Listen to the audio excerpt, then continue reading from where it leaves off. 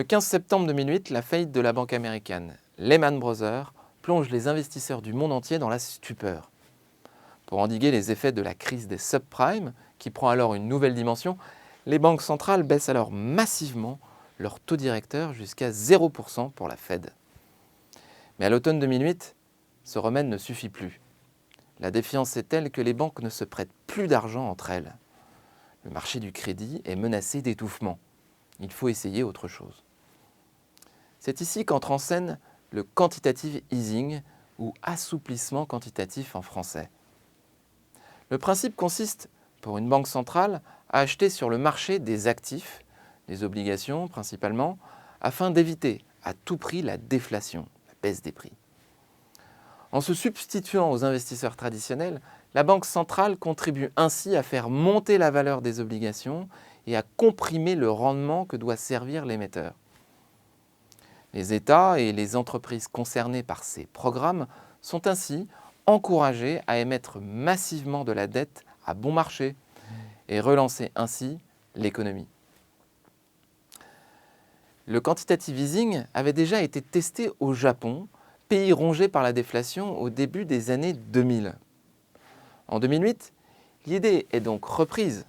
Après la Banque d'Angleterre, c'est la Fed qui décide à son tour de lancer son premier programme de quantitative easing en décembre 2008. Le QE1 durera jusqu'en mars 2010, puis le QE2 suivra et un QE3 jusqu'en octobre 2014. Et la zone euro ?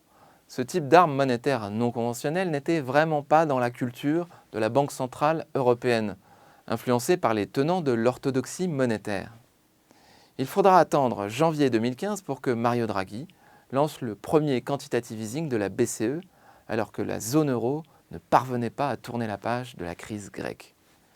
Mais les programmes non conventionnels des banques centrales ne se limitent pas au quantitative easing.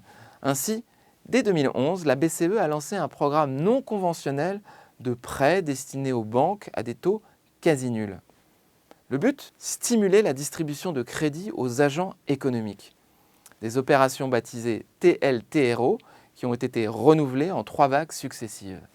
Ces armes non conventionnelles ont été également utilisées contre la crise du Covid. En mars 2020, la BCE a ainsi lancé un programme d'urgence, le PEPP.